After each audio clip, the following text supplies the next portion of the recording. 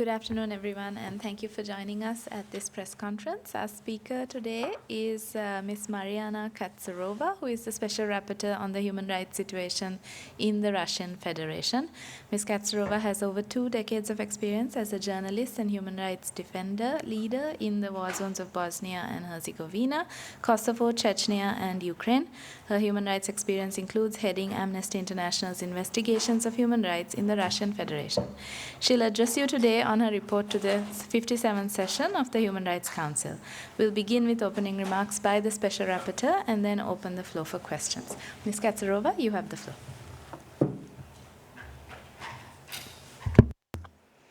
Thank you very much. And thank you so much for your interest and coming to hear about Russia. As you probably know, my interactive dialogue has now been moved to tomorrow entirely at 10 o'clock, so I hope you will be following that as well. The situation in the Russian Federation has got much worse since my report last year. And the country is now run by a state-sponsored system of fear and punishment, including the use of torture with absolute impunity. Human rights defenders, journalists, and political figures are persecuted and incarcerated in greater numbers. Anti-war dissent of any kind is criminalized.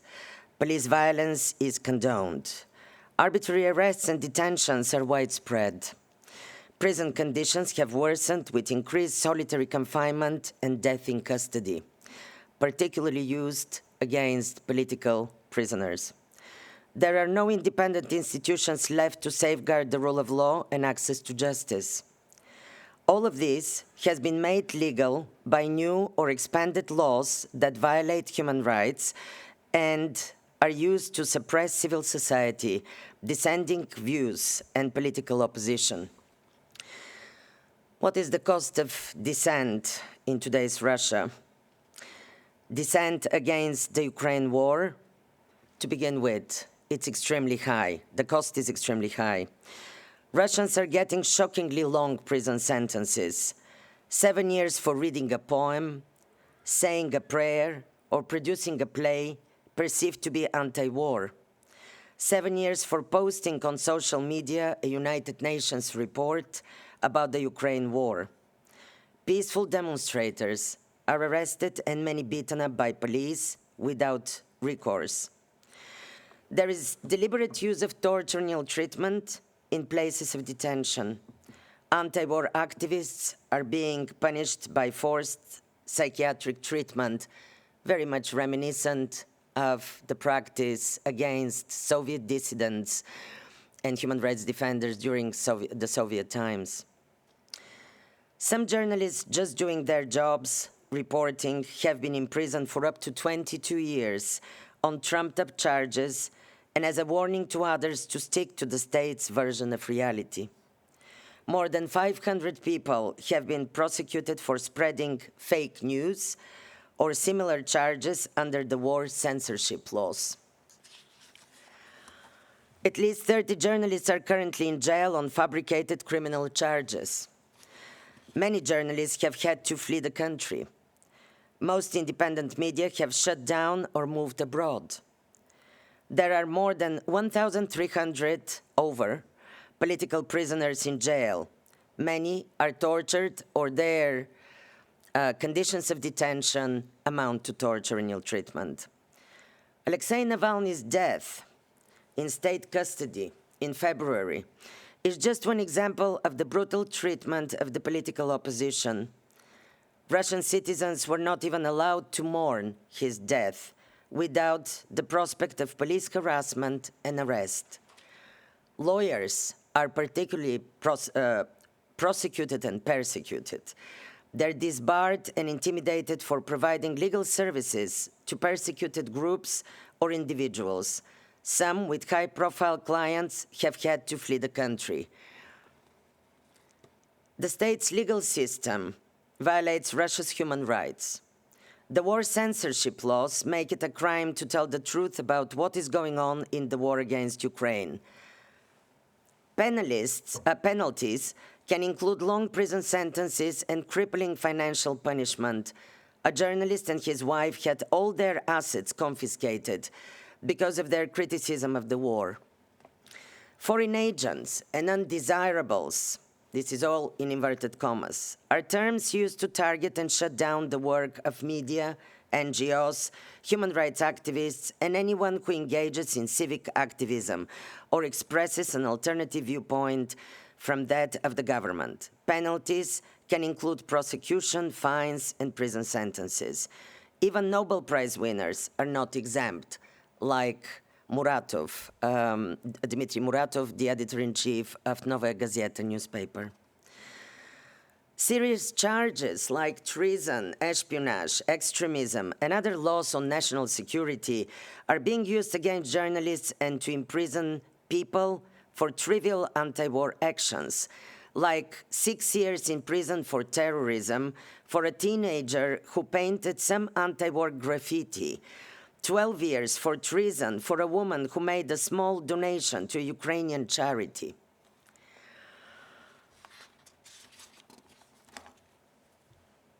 Recruitment for war against Ukraine targets criminals, convicted prisoners, and minorities, indigenous peoples, migrants, and other vulnerable groups, often under coercion. Conscientious objection is not respected during mobilization, and conscientious objectors are sent to fight in Ukraine. Torture and other severe punishments are used to force unwilling recruits to fight or to punish regular soldiers with new and harsher punishments added to the law. In their conduct of the war against Ukraine, the Russian authorities have violated a wide range of international human rights and humanitarian law. Ukrainian soldiers captured by Russian military forces are not accorded prisoner of war status, so are de facto not protected under the Geneva Conventions. More than 1,600 Ukrainian civilians detained by Russian military forces in Ukraine are currently held in detention by Russian authorities. Reports from those released in prisoner exchanges describe horrific conditions in Russian prisons, with torture, rape, and sexualized violence widespread. Many of those deported to Russian prisons are facing charges of terrorism, espionage, or related crimes, facing from anything from 20 years imprisonment to life imprisonment, given that the Russian authorities are not recognizing combatants as POWs. They are charged and tried in military courts, but as civilians. We shouldn't forget that more than 19,000 Ukrainian children have been, but we don't know the exact number, have been forcibly transferred or deported from Ukraine, and only 388 have been returned. Russian authorities have failed to provide any information as to their whereabouts. My report details many more violations. You have it in front of you. Most of the violations and the focus of the report, of course, has been on civil and violations of civil and political rights, particularly in connection to any anti-war dissent and expression, which the Russian authorities have been trying to silence. We should, and I, as a special rapporteur, have always been underlying the link. We cannot look at the human rights situation in Russia without seeing the stark link between aggression abroad and repression at home. And anything that is happening inside Russia at the moment, it's colored by the ongoing, already in its third year, aggressive war against Ukraine. I should also mention that the recent incursion in August, on 6th of August, of the Ukrainian forces in the Russian Kursk region has also left desperate civilians caught between the two warring sides. They have been various appeals from these civilians. We don't know their exact number. According to some estimates or some information coming particularly from Suja region, 369 civilians are trapped. Other estimates speak of 698 civilians. Others even speak up until 1,000 civilians. They are appealing to their own government. They have been appealing to the Red Cross, to the ICRC, to us as United Nations, to my mandate, to the High Commissioner for Human Rights, to the UN Secretary General, and they have been asking for a humanitarian corridor.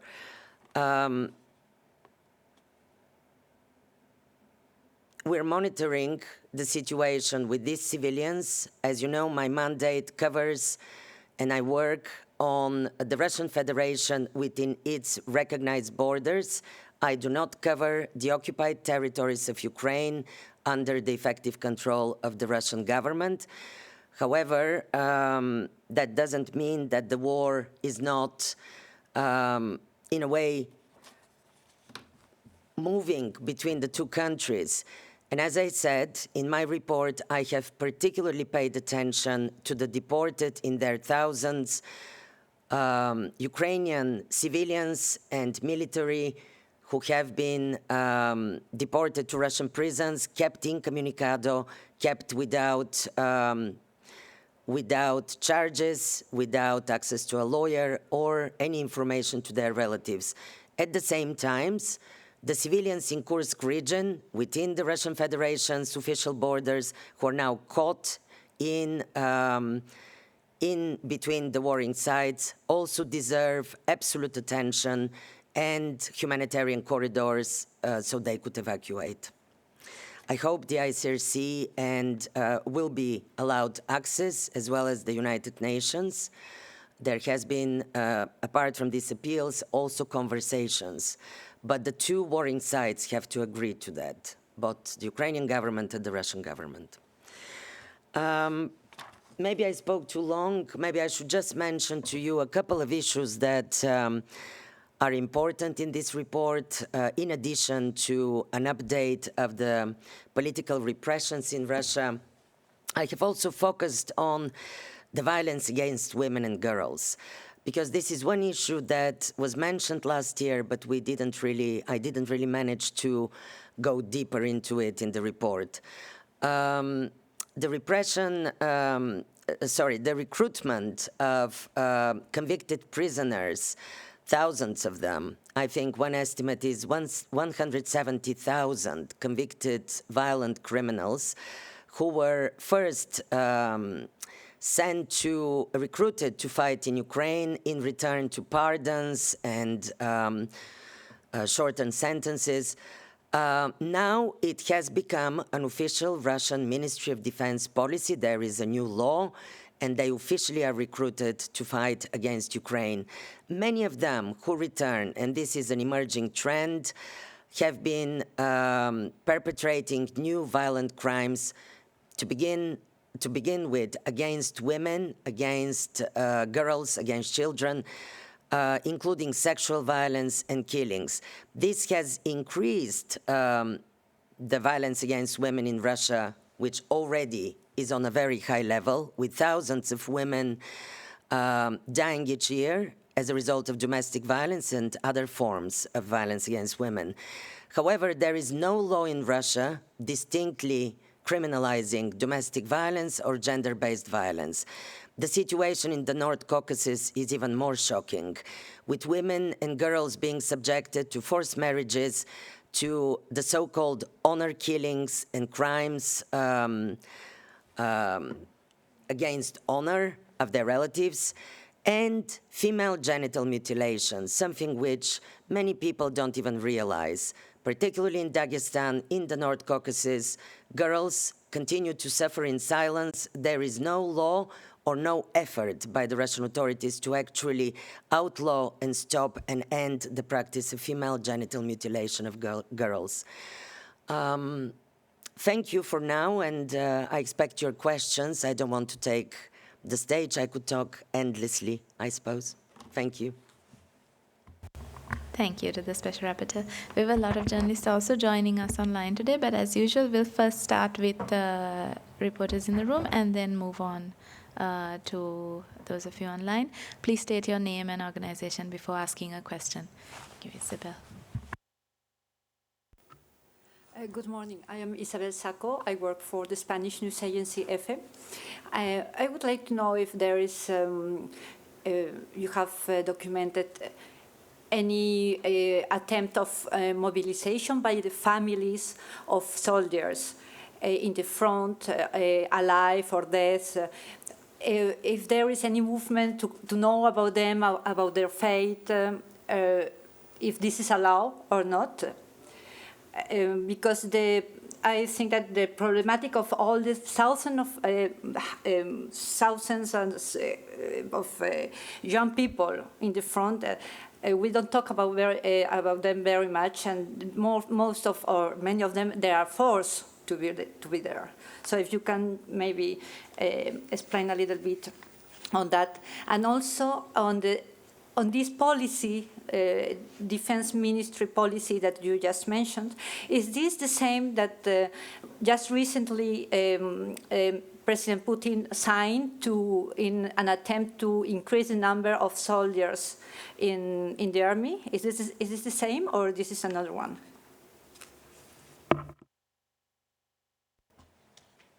Yes, thank you very much. You're talking about the Russian soldiers, right? Not the Ukrainian soldiers. Yes. I will start with your second question. Yes, in March 2024, there was a federal law adopted, which actually the Ministry of Defense recruitment of prisoners to join the war against Ukraine has been regulated. So now it's legal.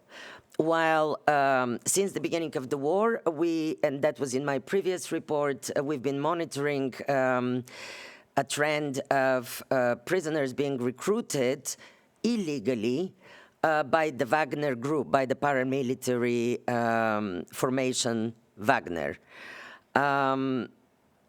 So according to approximate estimates, as I said, 170,000 inmates, including, by the way, 1,000 women convicted prisoners, are being sent to the war, to the front line, in exchange for pardons or related or reduced sentences.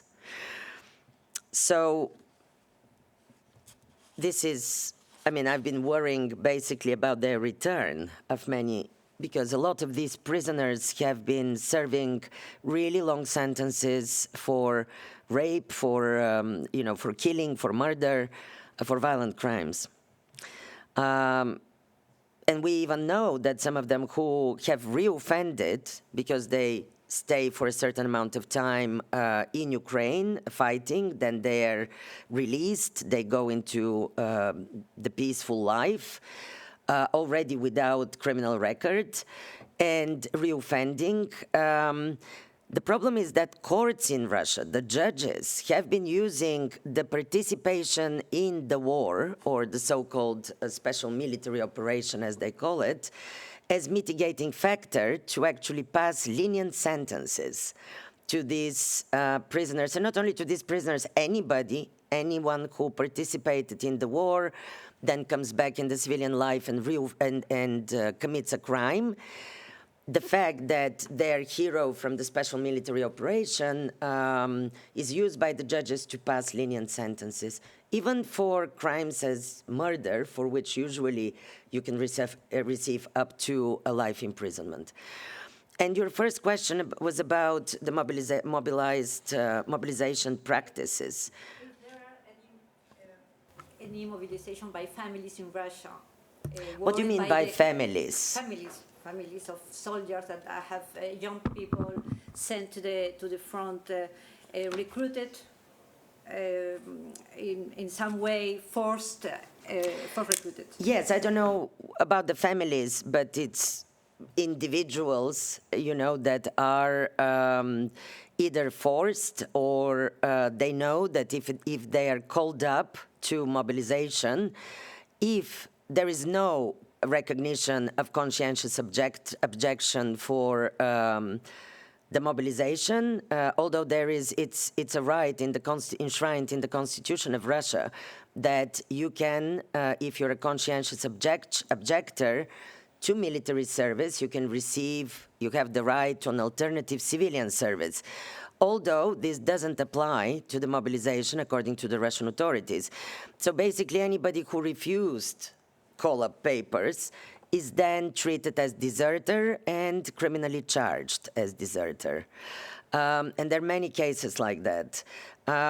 Also, the practices of the Russian authorities to mobilize men into the army, I've observed that they have been targeting faraway places in the regions of Russia, in Siberia, in small towns, but also targeting indigenous people, national minorities. Even, I've been following the developments in the war almost daily since the beginning of it, not anymore so much, but I remember that in the beginning when Russia attacked Ukraine, you would see on the front line on the Russian side, there were almost no Slavic faces. It was the Buryatians, it was the Kalmykians, it was the Chechens, it was the national minorities of Russia. And as you know, Russia is a very multicultural state. But also the indigenous people who, many of them are from very small numbered nations.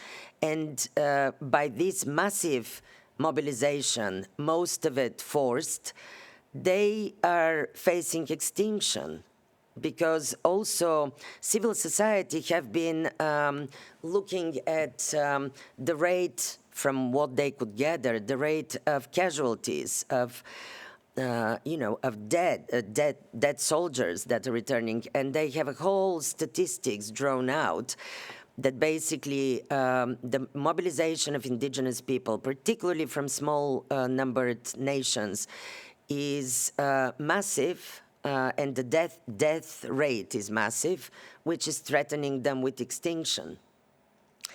So, yes, the mobilization hasn't been so brutal in Moscow and St. Petersburg, obviously, because these are the more sophisticated, it's the capital, it's the most sophisticated places where people know their rights.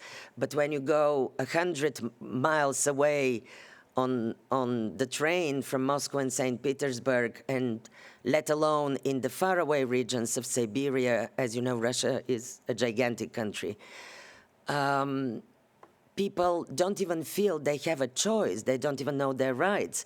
Or I have documented cases where the military goes door to door. They also, and just drag out the men from indigenous villages. Or they're using the vulnerabilities of many people who are, they're alluring them with promises for good salary because people are quite poor in many regions of Russia. Yeah. Yes, Nick. Yeah, thank you. Nick Cumming-Bruce for New York Times. I wonder if you have found anything like a credible or solid number of casualties sustained by Russian forces in Ukraine in the course of this war.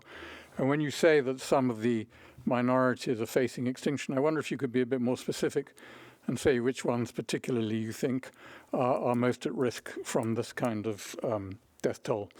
And one other question. You mentioned 388 children have been returned, Ukrainian children have been returned. Is that part of a continuing trickle of returnees, or is that something that happened in the first 2 years and has long since stopped? Thank you.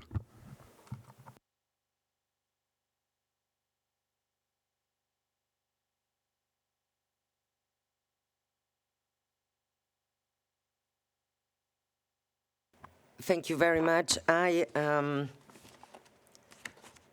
Could you please, Alina, help me? Which page is our indigenous people? It's all in the report. On the casualties, as you know, in any war, being an aggressive invasion like the current war against Ukraine, both sides, and I've been to many wars in the world in my past, and I know that there is no reliable figures on casualties because this is the best kept secret by both sides for whatever reasons, but also for the Russian authorities. Clearly, they would had a lot of angry mothers, a lot of angry families, probably if the exact number of casualties is released. So no, that wasn't my purpose to go and count the dead soldiers in Russia or in Ukraine. But I would say the UN Human Rights Monitoring Mission has been counting, at least from open sources, already for many years. The mission exists, it's the High Commissioner's mission since 2014.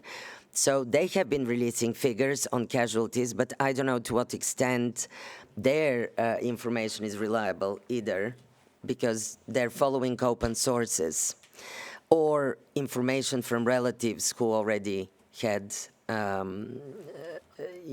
receiving the dead bodies of their loved ones. I think there is also, there is also, there was a recent, I saw, again, something around the figure of 80,000, which Wall Street Journal has pointed out about casualties in Ukraine, and I think the government wasn't happy about it because they were saying, no, it's much less. The president was coming out to speak.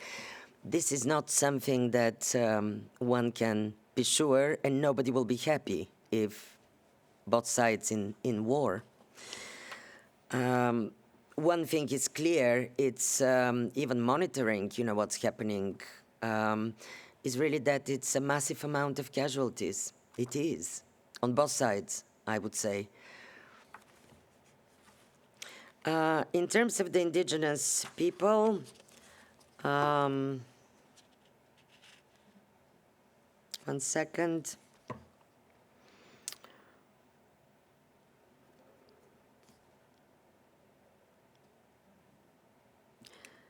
Yes, the report is only 10,700 words, so I can't, I don't think we actually managed to list all of the ones that are threatened, but I'll be very happy to give you their names. They're not necessarily listed in the report.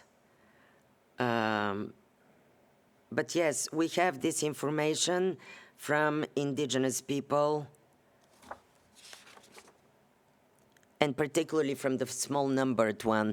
I remember I have a regular consultations with a group of indigenous leaders. So I meet with them and I request information on all the worrying the community issues. One of them being, by the way, which I think is very important, is, and this is also in the report, it's the reprisals against human rights organizations for communicating with the United Nations, for participating in United Nations meetings, and a number of, several, at least we know, indigenous Russian human rights organizations. There has been a move as a reprisal, I believe, to close them down in Russia. And some of the, they miraculously got ECOSOC status, which is also a very cumbersome procedure where governments in New York are able to actually, and the Russian government has been trying to prevent Russian organizations from getting an ECOSOC status. Now, with indigenous organizations, they're writing letters to the UN in New York, to the Special Committee on ECOSOC, asking that these organizations, their ECOSOC status is taken. I consider these reprisals for their active role at the UN. You should know that the indigenous people of Russia has been largely invisible for, I don't know, forever. That's why, with my mandate, I'm very much committed to give them a voice and to give a prominent space for the violations happening against them. One of them being this disproportionate mobilization. And it's very difficult to follow it. As you know, I don't have access to Russia, even if I did, because they live in remote areas. I was even told, for example, that in the Republic of Sakha-Yakutia, usually the indigenous men are involved deep in the taiga, in the forest, being, taking care of animals. That's what they do. This is their traditional work. And I was told this story, how the Russian military sent helicopters, military helicopters, to go and get a bunch of indigenous men to take them directly to fight, to recruit them to fight in the war against Ukraine. Mind you that with this region of Republic of Sakha-Yakutia, people don't even have access to medical care because they're so far away, there are no roads, they cannot, and there is no contact with the capital. So people die, for example, of appendicitis because there is no helicopters to come and get them, to give them access to medical care. But the military put a special effort to send these helicopters to virtually kidnap these men and send them to fight. So there are many stories. The indigenous people are also, of Russia, are also trying to, they're getting strength as human rights defenders, and I see the role of my mandate also of including them as much or encouraging them to be included in the mainstream human rights civil society of Russia, which they haven't been for many decades. If there are no other questions in the room, we'll go. Oh, sorry, Isabel, yes. There was one outstanding question about children, return of Ukrainian children. Yes, it's very difficult to come by information. Yes, these are usually the figure that is quoted are the ones that were returned in the first 2 years. You know that a lot of these children are they have been in a confidential process of adoption, or they have already been adopted through a confidential confidential procedure.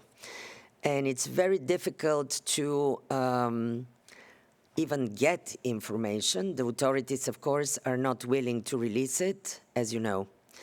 Not on the children, not on the deported Ukrainians who are now in prison without charges.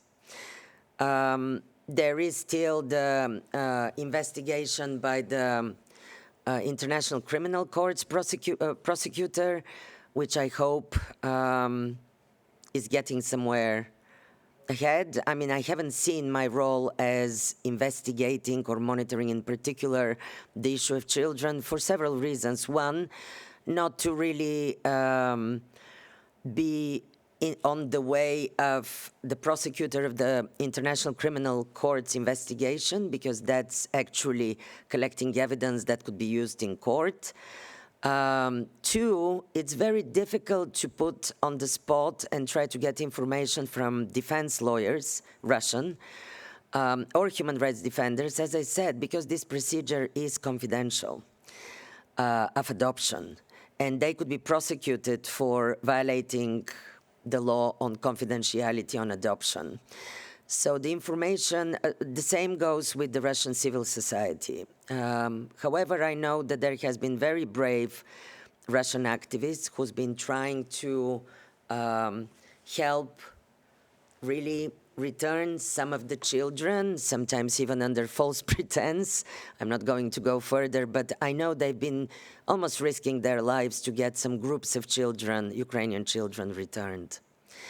And of course, information comes from the returned children who are already in Ukraine.